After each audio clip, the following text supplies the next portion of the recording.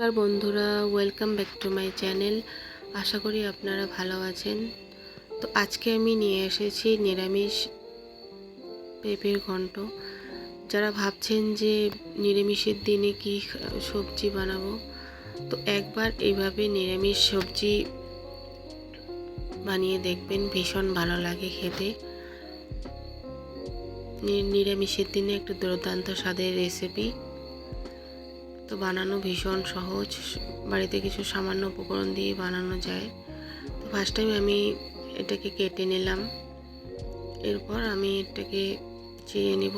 নেওয়ার পরে বীজগুলো যে আছে এগুলোকে আমি ফেলে দেব, আর উপরে যে সবুজ পেঁপের আঁশটুকু আছে এটাকে আমি ছুরির সাহায্যে ছুলে নেব। তো সেম প্রসেসে আমি আরেকটা ছুলবো।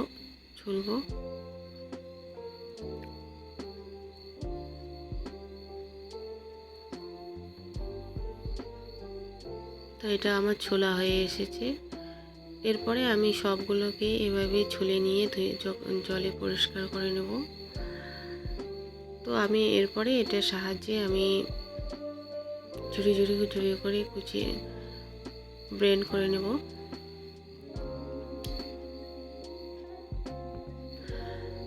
তো এটা করানো একটু সময় লাগে।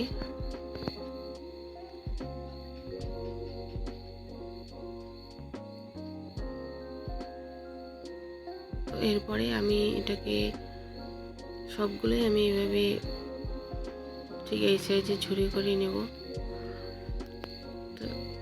তো এরপরে আমি নিয়েছি একটা আলু, আমি কুচি করে নিয়েছি তেজপাতা, আর নিয়েছি আদা, আর ঝালের জন্য কাঁচা লঙ্কা।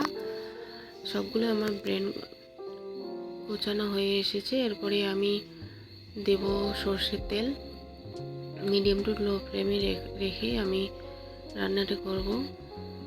তো আপনারা রিফাইন অয়েল দিয়েও করতে পারেন। তো এখানে আমি দিলাম তেজপাতা, দিলাম শুকনো লঙ্কা, আর দিলাম গোটা জিরে দিয়ে একটু আমি ফার্স্ট টাইম নেড়ে নেব। এরপরে আমি কেটে রাখা আলুগুলোকে দেব। তো এখানে অনেক কিছু দিয়ে রান্না করা যায়, ছোলার ডাল, তারপর মুগ ডাল, বাদাম। তো আমি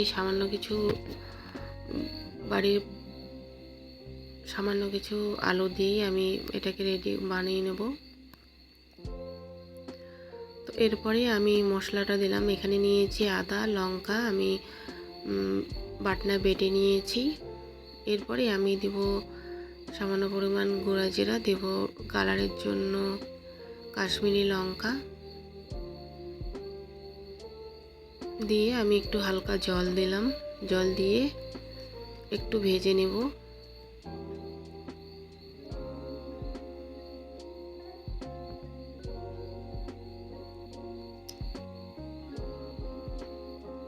তো ভাজা আমার হয়ে এসেছে। এরপরে আমি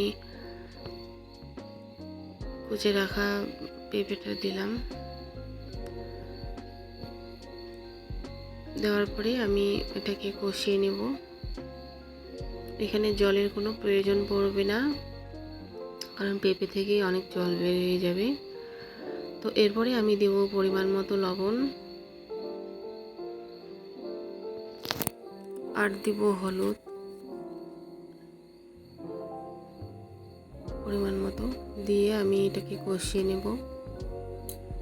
তো মিডিয়াম টু লো ফ্লেমে রেখে এটাকে ভালোভাবে আস্তেভাবে কষিয়ে নিতে হবে।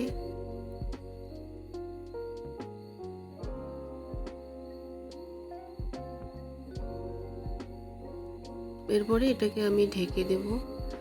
তো আমি এটাকে দুইবারের মতো ঢেকে দিয়েছি। 5 মিনিট করে আমি ঢেকে নিয়েছি। তো নেওয়ার পরে এরপরে আমি আরেকটু ভেজে নেব। তো ভাজানো হয়ে গেছে। এরপরে আমি আবার 10 মিনিটের মতো কষিয়ে নিলাম। তো পেঁপের ঘন্ট আমার রেডি হয়ে গেছে। এরপরে আমি নামিয়ে নিলাম। তো ভালো লাগলে লাইক, কমেন্ট, শেয়ার অবশ্যই করবেন, আর আমার নিত্য নতুন রেসিপি দেখার জন্য আমার পেজটাকে সাবস্ক্রাইব করে রাখবেন।